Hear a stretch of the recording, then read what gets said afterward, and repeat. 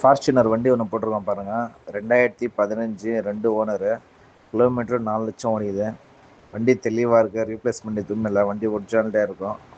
வண்டி குவாலிட்டியாக இருக்குது. கம்பெனி சர்வீஸ் வண்டி அது. கஸ்டமர்கிட்டே இருக்கேன். ஐடியா இருக்கிறவங்க கூப்பிடுங்க. 12 லட்சம் ஃபைனலாக கேட்குறாங்க. பாருங்கள், ஐடியா இருக்கிறவங்க கூப்பிடுங்க.